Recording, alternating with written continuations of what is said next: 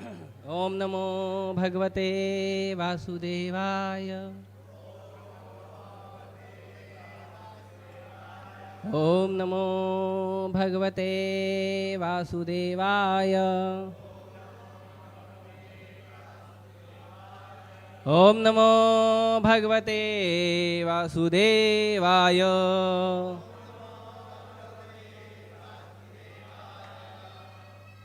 प्रत्येक दिन की भांति आज भी हम श्रीमद् भगवद गीता यथारूप के ऊपर के एक श्लोक पर थोड़ी सी चर्चा करने का प्रयास करेंगे। और आज का विषय है अध्याय 9 और श्लोक संख्या 30। ये बहुत ही फेमस श्लोक है और बहुत ही अच्छा श्लोक है, खास करके कलयुग के लोगों के लिए स्पेशल है ना। मेरे लिए अपि चेत् सुदुराचारो भजते माम् अनन्यभाक् साधुरेव समन्तव्यः सम्यग् व्यवसितो हि सः।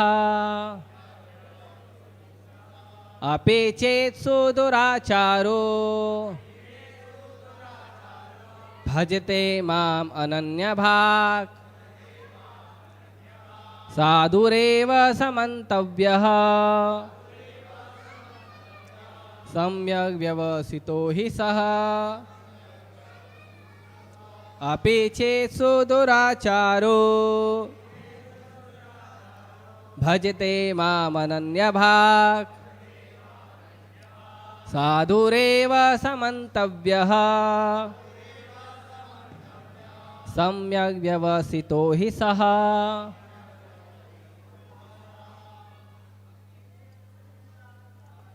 अपि चेत् सुदुराचारो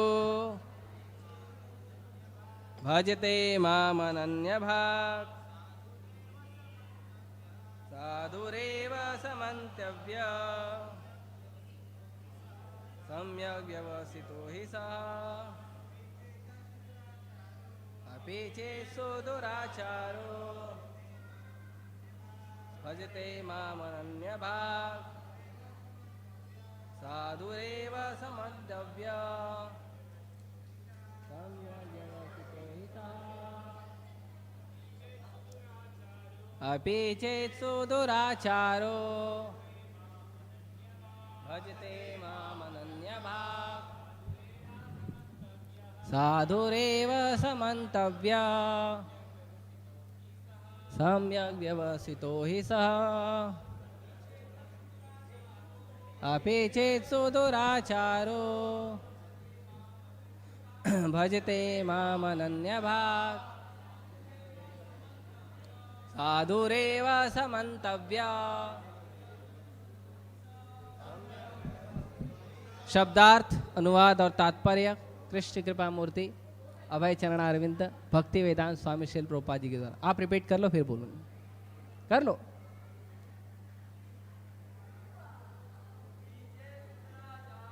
अपि चेत् सुदुराचारो भजते माम् अनन्यभाक् साधुरेव समन्तव्यः सम्यग् व्यवसितो हि सः। धन्यवाद। अपि भी चेत यदि सुदुराचारः अत्यंत गर्हित कर्म करने वाला भजते सेवा करता है माम मेरी अनन्य भाग बिना विचलित हुए साधु पुरुष एवं निश्चय ही सह वह मंतव्यः मानने योग्य सम्यक पूर्णतया व्यवसितः संकल्प वाला हे निश्चय ही सह वह यदि कोई जघन्य से जघन्य कर्म करता है, किंतु यदि वह भक्ति में रत रहता है तो उसे साधु मानना चाहिए, क्योंकि वह अपने संकल्प में अडिग रहता है। तात्पर्य, इस श्लोक का सुदुराचारः शब्द अत्यंत महत्वपूर्ण है, अतः हमें इसे ठीक से समझना होगा। जब मनुष्य बद्ध रहता है तो उसके दो प्रकार के कर्म होते हैं, प्रथम बद्ध और द्वितीय स्वाभाविक। जिस प्रकार शरीर की रक्षा करने या समाज या राज्य के नियमों का पालन करने के लिए तरह तरह के कर्म करने होते हैं, उसी प्रकार से बद्ध जीवन के प्रसंग में भक्तों के लिए कर्म होते हैं जो बद्ध कहलाते हैं। इसके अतिरिक्त जो जीव अपने आध्यात्मिक स्वभाव से पूर्णतया भिज्ञ रहता है और कृष्ण भावनामृत में या भगवत भक्ति में लगा रहता है, उसके लिए भी कर्म होते हैं जो दिव्य कहलाते हैं। ऐसे कार्य उसकी स्वाभाविक स्थिति में संपन्न होते हैं और शास्त्रीय दृष्टि से भक्ति कहलाते हैं। बद्ध अवस्था में कभी कभी भक्ति और शरीर की बद्ध सेवा एक दूसरे के समांतर चलती है, किंतु पुनः कभी कभी वे एक दूसरे के विपरीत हो जाती है। जहाँ तक संभव होता है, भक्त सतर्क रहता है कि वह ऐसा कोई कार्य न करे जिससे यह अनुकूल स्थिति भंग हो। वह जानता है कि उसकी कर्म सिद्धि उसके कृष्ण भावनामृत की अनुभूति की प्रगति पर निर्भर करती है, किंतु कभी कभी यह देखा जाता है कि कृष्ण भावनामृत में रत व्यक्ति सामाजिक या राजनीतिक दृष्टि से निंदनीय कार्य कर बैठता है, किंतु इस प्रकार के क्षणिक पतन से वह अयोग्य नहीं हो जाता। श्रीमद् भागवतम में कहा गया है कि यदि कोई व्यक्ति पतित हो जाए, किंतु यदि भगवान की दिव्य सेवा में लगा रहे, तो हृदय में वास करने वाले भगवान उसे शुद्ध कर देते हैं और उस निंदनीय कार्य के लिए क्षमा कर देते हैं। भौतिक कलमश इतना प्रबल है कि भगवान की सेवा में लगा योगी भी कभी कभी उसके जाल में आ फंसता है, लेकिन कृष्ण भावनामृत इतना शक्तिशाली होता है कि इस प्रकार का आकस्मिक पतन तुरंत रुक जाता है। इसलिए भक्ति योग सदैव सफल होता है। किसी भक्त के आदर्श पथ से अकस्मात च्युत होने पर हंसना नहीं चाहिए, क्योंकि जैसा कि अगले श्लोक में बताया गया है, जो ही भक्त कृष्ण भावनामृत में पूर्णतया स्थित हो जाता है, ऐसे आकस्मिक पतन कुछ समय के पश्चात रुक जाते हैं। अतः जो व्यक्ति कृष्ण भावनामृत में स्थित है और अनन्य भाव से हरे कृष्ण मंत्र का जप करता है, उसे दिव्य स्थिति में आसीन समझना चाहिए, भले ही दैववशात उसका पतन क्यों न हो चुका हो। साधुरेव शब्द अत्यंत प्रभावात्मक है। ये भक्तों को सावधान करते हैं कि आकस्मिक पतन के कारण भक्त का उपहास नहीं किया जाना चाहिए, उसे तब भी साधु ही मानना चाहिए। मंतव्यः शब्द तो इससे भी अधिक बलशाली है। यदि कोई इस नियम को नहीं मानता और भक्त पर उसके पतन के कारण हंसता है, तो वह भगवान के आदेश की अवज्ञा कर रहा है। भक्ति की एकमात्र योग्यता यह है कि वह अविचल तथा अन्य भाव से भक्ति में तत्पर रहे। श्री नृसिंह पुराण में निम्नलिखित कथन प्राप्त है, भगवती च हरावन्य व अन्य चेतसा भृष्मलीनोऽपि विराजते मनुष्यः नहि शश कलुष्छवि कदाचित् तिमिर पराभवतामुपैति चंद्रः। कहने का अर्थ है यह है कि यदि भगवत भक्ति में तत्पर व्यक्ति कभी घृणित कार्य करता पाया जाए तो इन कार्यों को उन धब्बों की तरह मान लेना चाहिए जिस प्रकार चांद में खरगोश के धब्बे हैं। इन धब्बों से चांदनी के विस्तार में बाधा नहीं आती। इसी प्रकार साधु पथ से भक्त का आकस्मिक पतन उसे निंदनीय नहीं बनाता, किंतु इसी के साथ यह समझने की भूल नहीं करनी चाहिए कि दिव्य भक्ति करने वाला भक्त सभी प्रकार के निंदनीय कर्म कर सकता है। इस श्लोक में केवल इसका उल्लेख है कि भौतिक संबंधों की प्रबलता के कारण कभी कोई दुर्घटना हो सकती है। भक्ति तो एक प्रकार से माया के विरुद्ध युद्ध की घोषणा है। जब तक मनुष्य माया से लड़ने के लिए पर्याप्त बलशाली नहीं होता तब तक आकस्मिक पतन हो सकते हैं, किंतु बलवान होने पर ऐसे पतन नहीं होते। जैसा कि पहले कहा जा चुका है, मनुष्य को इस श्लोक का दुरुपयोग करते हुए अशोभनीय कर्म नहीं करना चाहिए और यह नहीं सोचना चाहिए कि इतने पर भी वह भक्त बना रह सकता है।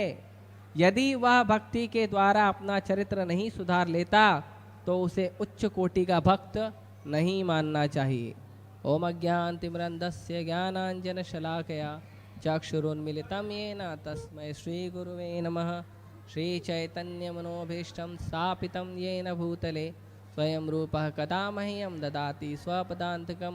वन्देऽहं श्रीगुरो श्रीयुतापदकमलं श्रीगुरून् वैष्णवांश्च श्रीरूपं साग्रजातं सहगणरघुनाथान्वितं तं सजीवं साद्वैतं सावधूतं परिजनसहितं कृष्णचैतन्यदेवं श्रीराधाकृष्णपादान् सहगणललिता श्रीविशाखान्वितांश्च नमां विष्णुपादाय कृष्णपृष्ठाय भूतले श्रीमते भक्तिवेदान्त स्वामिनिति नामिने। नमस्ते सारस्वते देवे गौरवाणी प्रचारिणे निर्विशेष शून्यवादी पाश्चात्यदेशतारिणे। नमो महावदन्याय कृष्ण प्रेम प्रदायते कृष्णाय कृष्ण चैतन्य नामने गौरतुषे नमः।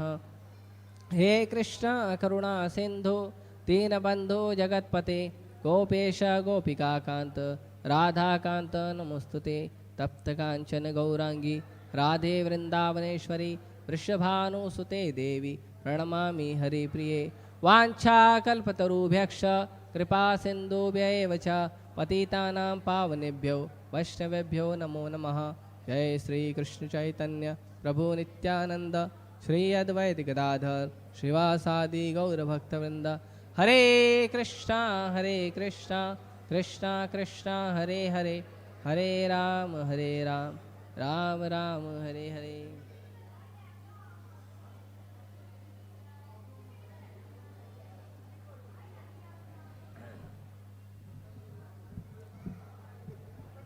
हरे कृष्ण। तो जैसा कि मैंने कहा कि ये श्लोक बहुत महत्वपूर्ण है, विशेषकर कलयुग के जीव के लिए बहुत विशेष है, बहुत महत्वपूर्ण है। मेरे जैसे जीव के लिए बहुत ही विशेष है ये श्लोक। कई बार लोग भगवान पर बहुत दोष लगाते हैं कि भगवान तो भेद करते हैं, भगवान भेदभाव बहुत करते हैं, है ना। और कभी कभी लोग ऐसा बोलते हैं भगवान है इसीलिए भेदभाव करते हैं, है ना, क्योंकि वो सर्वशक्तिमान है इसीलिए कुछ भी करते रहते हैं, अपने इच्छा से अपनी मर्जी से कुछ भी करते हैं, अपनी चलाते रहते हैं, है ना। ऐसा लोग बोलते हैं,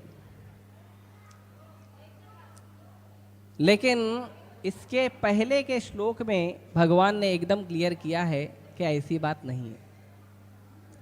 ऐसा नहीं है कि मैं भेदभाव करता हूं, एकदम स्पष्ट कहा है समो अहम सर्वभूतेषु, मैं सबके लिए समान हूं। सबके लिए। कोई बोलेगा नहीं नहीं, हम तो देखे हैं बहुत सारा, रामलीला में, कृष्ण लीला में, और भी कई सारी लीलाएं देखी है, नरसिंह लीला, वराह लीला, हम तो देखे हैं। आप पक्षपात करते हो, भेद करते हो। तो भगवान वापस से और शब्द जोड़ रहे हैं, न मे द्वेषस्ति न प्रिया। अरे ऐसा मत समझो कि मैं किसी से भी द्वेष करता हूं, और ऐसा भी मत समझो कि मैं किसी से प्रेम करता हूं। कोई विशेष द्वेष, कोई विशेष प्रेम मेरे लिए नहीं है। मेरे लिए सब लोग एक समान हैं, सब लोग। तो कोई बोलेगा ठीक है, फिर वो जो आपके लीलाओं में हम देखते हैं पक्षपात, वो क्या है? तो भगवान कहते हैं, ये भजंती तो माम भक्त्या, जो मेरा भजन करता है, जो मेरा भजन करता है, जो मेरी सेवा करता है, वो मेरा है, मैं उसका हूं। और हम दोनों के बीच में नियम नहीं चलता, अच्छे बुरे का नियम नहीं चलता।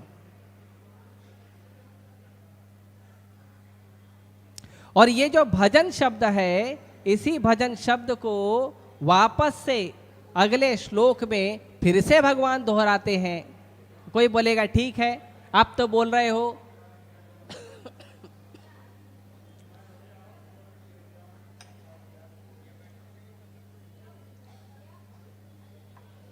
आप तो बोल रहे हो कि जो आपका भजन करता है, आपका और उसका बहुत गहरा प्रेम है, बहुत गाढ़ा प्रेम है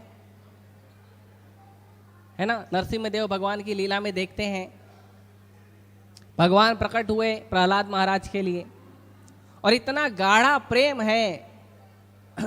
भगवान हिरण्यकशिपु को मारने के बाद जब प्रहलाद महाराज स्तुति करते हैं, तो भगवान बहुत सादा प्रेम करते हैं। और क्योंकि शेर के रूप में आए हैं, है ना? शेर तो पशु होता है। पशु कैसे प्रेम करता है? आपने देखा है गाय को अपने बछड़े को प्रेम करते हुए? कैसे करता है? चाटता है। तो भगवान शेर के रूप में आए हैं, तो चाट के प्रेम कर रहे हैं। अब बताओ, इतना प्रेम के चाट रहे हैं अपने भक्तों को।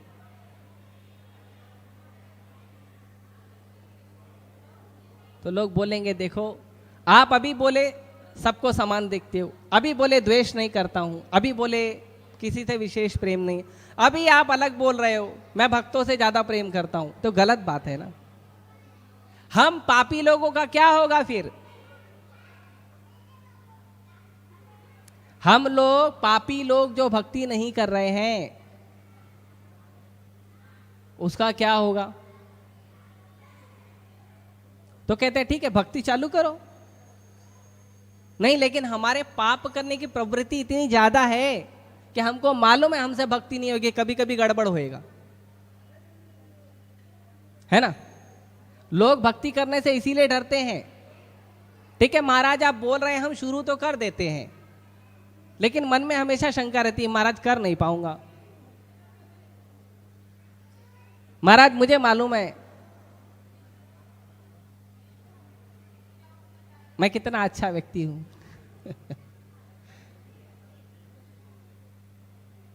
एक डायलॉग घूमते घूमते मुझे व्हाट्सएप पे आया था,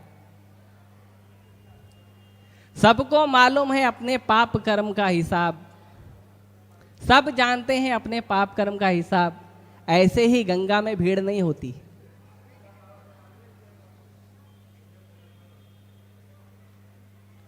गंगा में भीड़ है मतलब, अब गंगा किसके लिए फेमस है? नदी तो हर जगह है, गंगा, यमुना, कृष्णा, कावेरी, है ना? बहुत सारी नदियां हैं। गंगा में क्यों भीड़ हो रही है? क्योंकि गंगा क्या है? पाप नाशिनी, पाप खत्म करती है। और पाप रहेगा तो हमें आनंद नहीं मिलेगा, हमारे जीवन में हमें कष्ट भोगने पड़ेंगे। सबको पता है, ये नियम है प्रकृति का, तो हमको कष्ट भोगना पड़ेगा। तो मैं नहा के आ जाता हूं गंगा में, फिर तो कष्ट नहीं भोगना पड़ेगा, नहीं फिर 2 गुना भोगना पड़ेगा। क्यों? क्योंकि गंगा में नहाए, पाप कर्म आपके कट गए, खत्म हो गए, आप बाहर आए फिर से लग गए। कोई व्यक्ति है, उसने कोई जुर्म किया, उसने कोई गलत काम किया, चोरी किया, डकैती किया, कुछ किया, तो उसको सजा हो गई, है ना। तो जब सजा हुई तो वो जज के सामने रोने लगा, माफ कर दो, बहुत गरीब हूं, गरीबी बहुत छाई है, गरीबी के कारण, है ना। आजकल मूवी में बहुत दिखाता है, मूवी में जितने भी आतंकवादी लोग हैं, जितने भी दुष्ट कर्म करने वाले, उनका चरित्र बहुत अच्छा दिखाते हैं। बेचारा मजबूर था, है ना, दिखाते हैं ना। भारत में बहुत लोग मजबूर हैं, सब दुष्ट नहीं बनते, ये गलत विचार है। लेकिन ठीक है, वो रोने लगा जज के सामने, माफ कर दो, गलती हो गई, एक बार माफ कर दो प्लीज। तो जज बोलता है ठीक है, बेचारा इतना रो रहा है ना, तो थोड़ा उससे हर्जाना लेके, थोड़ा उससे कुछ पेनाल्टी लेके उसको माफ कर देता है। ठीक है, जाओ, अगली बार नहीं करना। ठीक है, नहीं करे। फिर दूसरी बार पकड़ा जाता है। अब अभी का और पिछला दोनों जोड़ेंगे है। तो लोगों को पता है कि हमारा जो व्यवहार है, हमारा जो भक्ति है, इतना अच्छा नहीं है। हमारे जीवन के जो कर्म है इतने अच्छे नहीं है, इसीलिए लोग भक्ति करने से पीछे हटते हैं।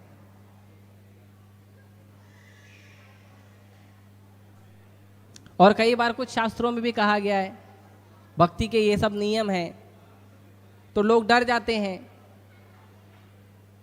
कि इतने सारे नियम कौन पालन करेगा।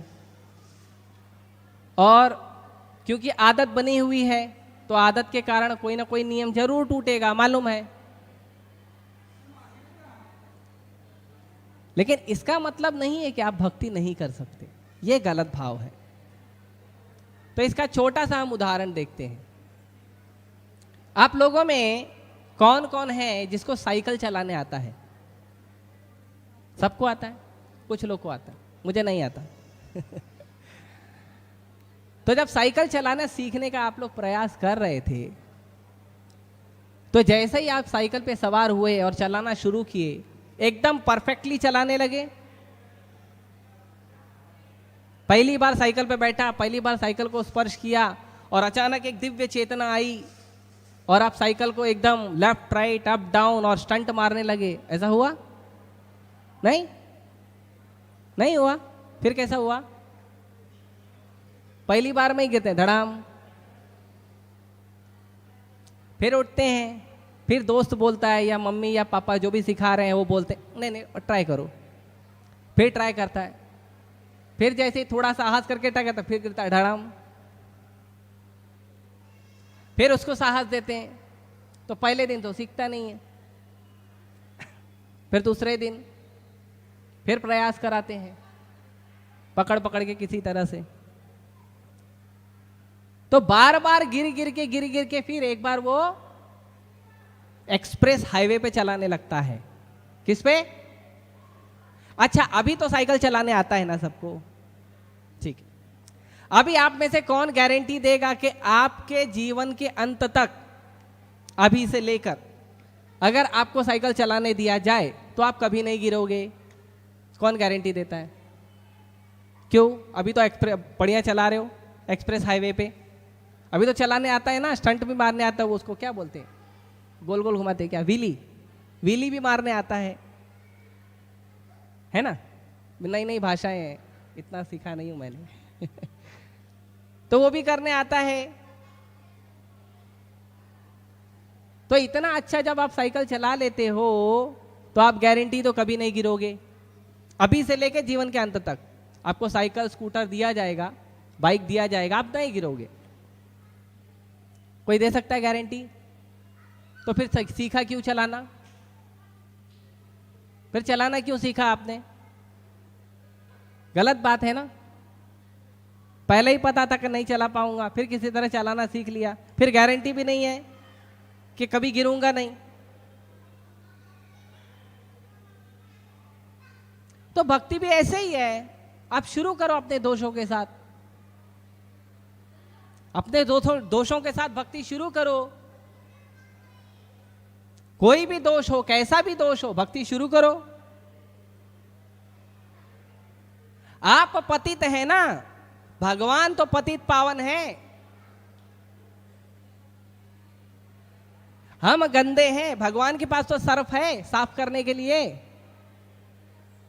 ब्रश है, सर्फ है, अच्छे से बढ़िया वॉशिंग मशीन है, बहुत अच्छे से सफाई करते हैं भगवान, एकदम क्लीन। एक बहुत सुंदर बढ़िया वॉशिंग मशीन भगवान ने हम लोगों को दिया है। उस वॉशिंग मशीन में अपने आप को डालो और एकदम चकाचक क्लीन होके निकलेंगे। पता है आपको वो वॉशिंग मशीन क्या है? इस्कॉन में तो बहुत फ्री मिलता है, पता है? हरे कृष्णा कृष्णा कृष्णा हरे हरे, हरे राम राम राम हरे हरे। ये वॉशिंग मशीन है। ये हरिनाम सब कुछ शुद्ध कर देता है। भगवान कृष्ण का नाम सबसे पवित्र है, सब कुछ शुद्ध कर देता है। ऐसा कोई व्यक्ति नहीं है जो शुद्ध नहीं हो सकता, जो हरे कृष्ण मंत्र जप करके भक्त नहीं बन सकता, हरे कृष्ण जप करके परम सिद्धि को नहीं प्राप्त कर सकता, हरे कृष्ण मंत्र को जप करके पूर्ण पुरुषोत्तम भगवान को नहीं प्राप्त कर सकता। ऐसा कोई भी परिस्थिति नहीं है। ये महामंत्र में इतनी अपार शक्ति है। इसके लिए चैतन्य महाप्रभु भी कहते हैं, नाम नाम अकारी बहुधा निज सर्वशक्ति। अपने नाम में आपने क्या किया है, जितनी भी आपकी शक्ति है सब डाल दिया है। तो कृष्ण का दर्शन करना, कृष्ण को स्पर्श करना, कृष्ण की सेवा करना और हरे कृष्ण मंत्र जप करना एक बरोबर है। जितना शुद्ध हम कृष्ण का संग प्राप्त करके होंगे, उतना ही शुद्ध हरिनाम करके हो सकते हैं,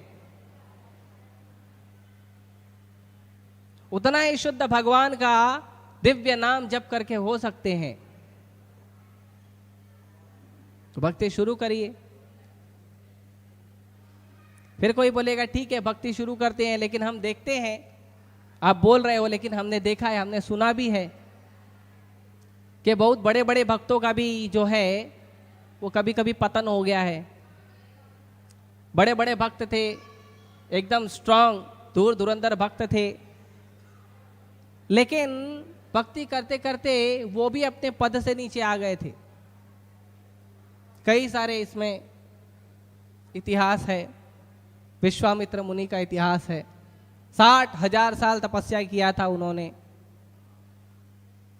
मेनका की पायल की झनकार सुन के उनका भजन टूट गया, और भजन टूटा तो शकुंतला ने जन्म ले लिया,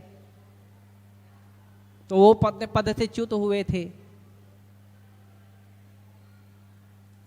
लेकिन आगे भी तो देखो, स्टोरी आगे भी तो देखो। कोई भी मूवी देखने जाते हो, इंटरवल में दिखाता है कि हीरो को विलन ने बहुत बुरी तरह मारा, बहुत एकदम लहू लुहान कर दिया। हीरो जो है आईसीसीयू में है, एकदम लहू लुहान कर दिया।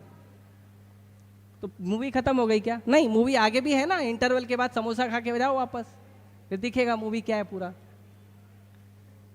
पूर्व मूवी में क्या दिखता है? आखिरी में विलन का हरी बोल हो जाता है ना? जो भी होता है, जेल में चले जाता है, मर जाता है, जो कुछ होता है। तो मूवी पूरी देखो ना। तो विश्वामित्र मुनि का फॉल डाउन हुआ, उनका पतन हुआ, लेकिन बाद में वो क्या बने? इतने महान संत बने, इतने महान ऋषि बने कि भगवान श्री राम का संग उन्होंने प्राप्त किया। भगवान श्री राम, भगवान श्री लक्ष्मण को वो अपने साथ लेके गए थे दंडकारण्य वन में। वहां पे ताड़का का वध किया था भगवान ने, और उसके साथ भगवान लेके गए सीता का स्वयंवर भी कराए भगवान का, विश्वामित्र मुनि।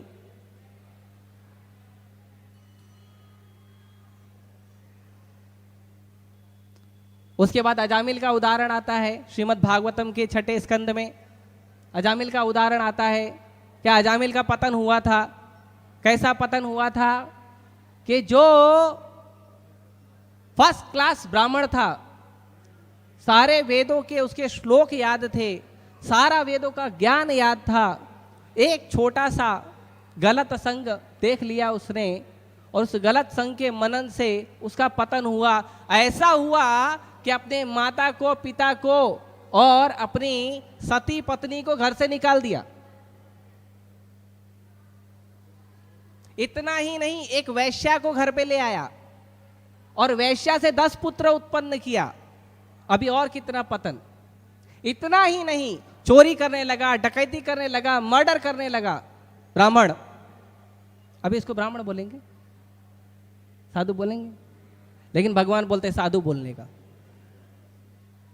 साधु नहीं, साधु रेव, केवल साधु बोलने का और कुछ नहीं बोलने का।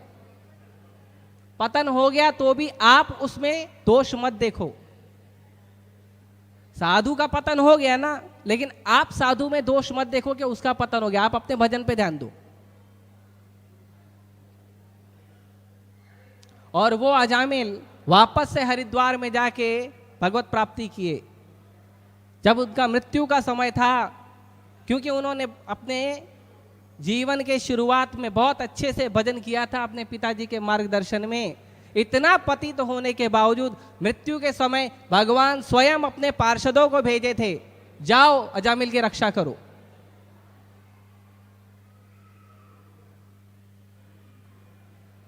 अजामिल की रक्षा किए।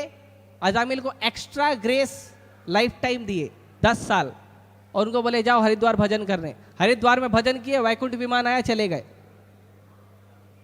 तो पतन होना जो है उसे मत देखिए कि साधु ने भजन किया और गिर गया। पतन मत देखिए, आप मूवी को आगे देखिए। जो फिल्म है उसमें आगे क्या हुआ, फाइनली क्या हुआ। फाइनली वो भक्त भगवत धाम गया। इसीलिए हमें दोष नहीं देखना चाहिए। भगवान के नाम में बहुत शक्ति है। कितनी शक्ति है कोई उसकी गणना नहीं कर सकता। उतनी ही शक्ति है जितनी शक्ति स्वयं भगवान की है। इसीलिए दोष कभी नहीं देखना चाहिए। और भक्ति का पावर क्या है, तो उसमें भी कई सारे उदाहरण हैं शास्त्रों में। एक उदाहरण है एक डाकू का, बहुत खूंखार डाकू था। उसका नाम था रत्नाकर। रत्नाकर डाकू बहुत खूंखार डाकू था। वो जिस जंगल में रहता था उस जंगल में कोई जाता नहीं था, कोई नहीं जाता था। नारद मुनि गए। भगवान के भक्त ऐसे ही रिस्क ले लेते हैं। जिस आदमी से कोई मिलने नहीं जाता उस आदमी से भगवान के भक्त जाते मिलने के लिए, लो प्रसाद खाओ। उसको भी भक्त बनाना है। ये परंपरा कहां से शुरू हुई? नित्यानंद प्रभु से शुरू हुई। जगाई माधाई का उद्धार करने चले गए। नारद मुनि गए रत्नाकर डाकू के पास, बोले अरे आप ये सब मत करो, गलत बात है। इतना लोगों को आप हत्या कर देते हो, तुरंत ही मार देते थे, हत्या कर देते हो, मत करो। तो फिर क्या करूं? This is my family business, है ना। कुछ लोगों को बोलो अरे ये पाप कर्म है, इसको छोड़ दो, दूसरा कुछ धंधा करो। नहीं, this is my family business. भगवान के भक्तों के बातों में विश्वास नहीं करते हैं कि आप दूसरा बिजनेस करोगे तो उसमें सक्सेस मिलेगा आपको। नहीं, हमारा फैमिली बिजनेस है। हमारे परदादा ने यही पाप किया था, हमारे दादा ने यही पाप किया था, हमारे पिताजी ने भी यही पाप किया था, मैं भी यही करूंगा, बेटा भी यही पाप करेगा, सब नरक में जाएंगे। नहीं, भक्तों की बात पे विश्वास करना चाहिए। क्या होता है उससे सुनिए। तो नारद मुनि की बात जो है रत्नाकर डाकू ने मान लिया। फिर बोला अच्छा ठीक है, मैं छोड़ देता हूं ये धंधा, आप बताओ मैं क्या करूं। तो नारद मुनि ने कहा आप भगवान का नाम जप करिए, है ना। हम लोग, आप लोग भी आते हैं मंदिर में तो हम बोलते हैं भगवान का नाम जप करिए, तो लोग बोलते हैं क्या खाना मिलेगा क्या इससे, बोलते हैं ना। हमारा घर व्यापार चलेगा क्या इससे, ऐसा बोलते हैं लोग, है ना। तो हमको शास्त्रों से समझना चाहिए, सीखना चाहिए। रत्नाकर डाकू नारद मुनि की बात मान लिए, बोले कौन सा नाम जप करने का है, तो नारद मुनि बोले राम, बोलो राम, बोलो राम। तो ये राम का नाम जप करने के लिए दिया गया। अभी आप लोग ने इतने आसानी से राम बोल दिया, रत्नाकर डाकू इतने पापी थे कि उनके मुंह से राम नहीं निकल रहा था। इतने पापी थे कि मुंह से राम नहीं निकल रहा था। सोचिए, भारत में तो हर व्यक्ति राम बोल सकता है,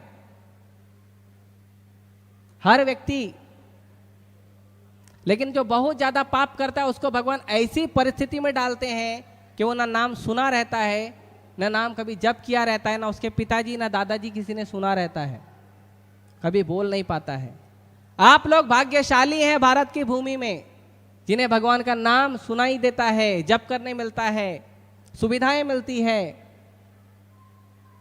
लेकिन एक वैष्णव, दयालु वैष्णव पूरे संसार में भ्रमण करके सबको भगवान का नाम जप करना सिखा दिया। हरे कृष्णा कृष्णा कृष्णा हरे हरे, हरे राम राम राम हरे हरे।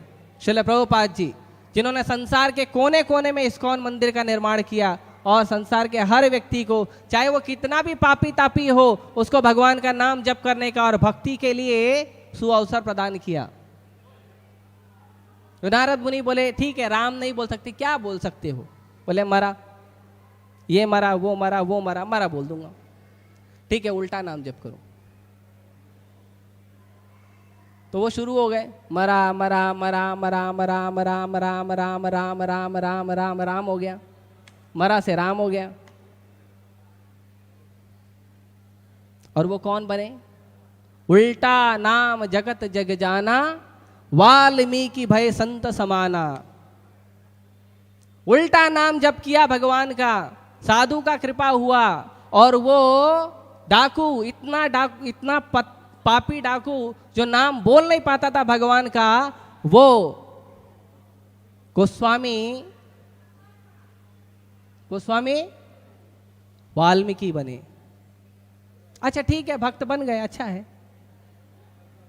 उनकी महानता क्या है, भक्त बन गए। कितने महान भक्त बने, इतने महान भक्त बने कि जिस राम का नाम वो जप कर रहे थे, उन्हीं राम की अर्धांगिनी माता जगदम्बा माता सीता उनके घर में निवास करने आई थी। इतने महान संत बने थे। जिस लक्ष्मी के लिए इंद्र चंद्र वरुण वायु न जाने कितने सारे देवी देवता उनकी एक कटाक्ष के लिए जाकर लाइन लगा के खड़े रहते हैं, कभी तो देखेगी माता। बड़े बड़े अमीर लोग जाते हैं घर में पूजा कराते हैं। वो माता लक्ष्मी, वो माता सीता वाल्मीकि मुनि के आश्रम में निवास करने आई थी। ये नाम का पावर है। इतना ही नहीं, भगवान श्री राम के दोनों पुत्रों को गुरुकुल का ट्रेनिंग देने का भी सौभाग्य वाल्मीकि जी को प्राप्त हुआ। भगवान के पुत्रों को। इतना ही नहीं, वही भगवान श्री राम जिनका नाम जप कर करके वो शुद्ध हुए थे, उन भगवान श्री राम का जो पतित पावन जो लीला है, मर्यादा पुरुष की जो लीला है, उस लीला के ग्रंथ को लिखने का भी सौभाग्य वाल्मीकि जी को प्राप्त हुआ। यह है भक्ति का प्रताप। तो भक्ति हमेशा करिए, डरिए मत। हमने बचपन में जब चलना सीखा था तो कई बार गिरे थे, लेकिन अभी तो चलते हैं, अभी तो दौड़ते हैं, है ना। कई सारे नाम भी हमने सुना है, वो लोग दौड़ में मेडल लेके आए हैं। जैसे भारत से पीटी उषा है ना, पीटी उषा दौड़ती थी ना, हाँ। पीटी उषा है, अभी भी कोई होएगा नए नए लोग। उसेन बोल्ट इंटरनेशनल रनर है ना। आप गारंटी दे सकते हो पीटी उषा कभी नहीं गिरेगी, उसेन बोल्ट कभी स्लिप मार के गिरेगा नहीं, गारंटी कर सकता है कोई?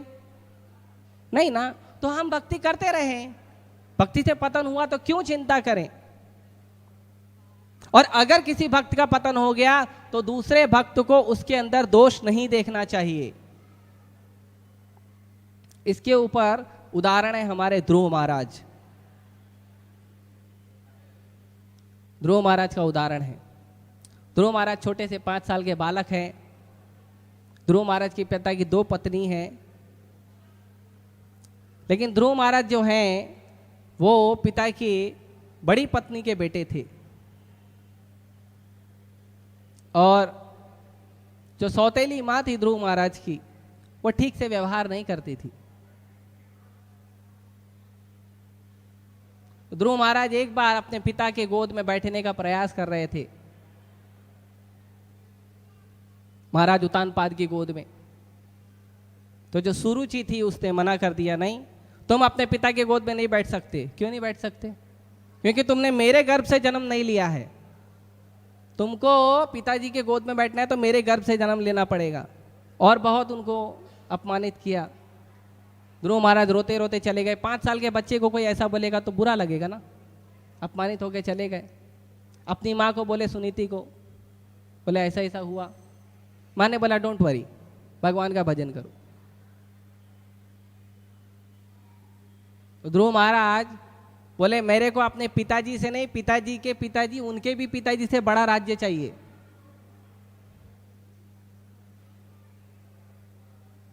उससे भी बड़ा राज्य चाहिए। कौन है? ध्रुव महाराज के दादाजी ब्रह्मा जी। ब्रह्मा जी से भी बड़ा राज्य चाहिए, मतलब ब्रह्मांड जो है उससे बड़ा राज्य चाहिए। तो माँ बोली देखो मैंने तो सुना है भगवान विष्णु दे सकते हैं। बोले विष्णु कहाँ मिलेंगे? जंगल में। ठीक है जा रहा हूँ, हरे कृष्णा। निकल गए जंगल। जंगल में जाके उन्होंने भजन किया। नारद मुनि की कृपा से कठोर भजन करके 5.5 महीने में भगवान सामने भक्ति किए, महान भक्त बने।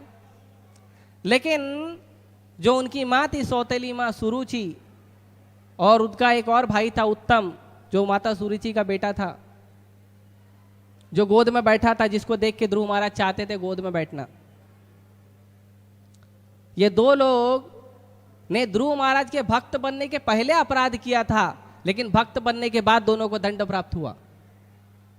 उत्तम जंगलों में जल के मर गए, और माता सुरुचि जो उत्तम की माँ थी वो अपने बेटे के वियोग में पागल होकर उन्होंने शरीर छोड़ दिया। तो भक्तों के प्रति कभी अपराध नहीं करना चाहिए। भगवान के भक्तों ने अपना जीवन दिया है भगवान के प्रचार के लिए, भगवान की भक्ति के लिए। उनका कभी निंदा नहीं करना चाहिए, दोष नहीं देखना चाहिए। आपको भक्ति करना, आप अपने भक्ति पर ध्यान दीजिए। तो भगवान कहते हैं जो व्यक्ति भगवान का भक्ति करता है, किसी कारण से अगर उसका पतन हो जाता है, क्योंकि भगवान की माया इतनी प्रबल है, कोई भी व्यक्ति का पतन हो सकता है, तो उस व्यक्ति के अंदर दोष नहीं देखना चाहिए। हमें दोष नहीं देखना चाहिए, हमें उसका निंदा नहीं करना चाहिए। ये संसार जो है दुखालय है, इसमें अनेकों अनेक दोष हैं। किसी व्यक्ति के अंदर, किसी भक्त के अंदर अगर कोई खामी है, कोई कमियां है, कोई दोष है, तो हमें उस पर ध्यान नहीं देना चाहिए। हमें अपनी भक्ति पे ध्यान देना चाहिए, हमारे और भगवान के संबंध पर ध्यान देना चाहिए। क्योंकि भगवान एकदम क्लियरली बोल रहे हैं कि उस व्यक्ति को आपको साधु मानना है। नहीं, उसका तो पतन हुआ नहीं, फिर भी साधु मानना है। क्यों? अगले श्लोक में भगवान कहेंगे कि वो तुरंत धर्मात्मा बन जाएगा। तो इस चीज का हमें ध्यान रखना चाहिए कि भगवान की भक्ति हर परिस्थिति में करें। हम कैसे भी हैं, हमारे भगवान दयालु हैं, हमारे भगवान कृपालु हैं, हमारे भगवान हमें हर परिस्थिति में स्वीकार करने को तैयार हैं। वो हमारे पिता हैं। इस बात को स्वीकार करके हमें अच्छे से भक्ति करना चाहिए और किसी भक्त में दोष नहीं देखना चाहिए। आने वाले श्लोक में इस बारे में बताया जाएगा कि जो भक्त के अंदर, जो भक्त कभी किसी कारण से उसका पतन हो जाता है तो बाद में उसका क्या होता है। तो इसका वर्णन जो है अगले श्लोक में कल के दिन किया जाएगा। अभी हम भगवान का स्वागत करेंगे, हमारे प्रभु, हमारे पिता, हमारे भगवान प्रकट हो रहे हैं, तो सभी लोग स्वागत करेंगे भगवान का हरिनाम लेके। हरे कृष्णा कृष्णा कृष्णा हरे हरे, हरे राम राम राम हरे हरे। श्री श्री राधा रास बिहारी ललिता सखी विशाखा सखी के, श्री श्री सीताराम लक्ष्मण हनुमान के, श्री श्री गौनिताय भगवान के, श्रील प्रभुपाद के, भगवत वाणी भगवत गीता के। हरे कृष्णा।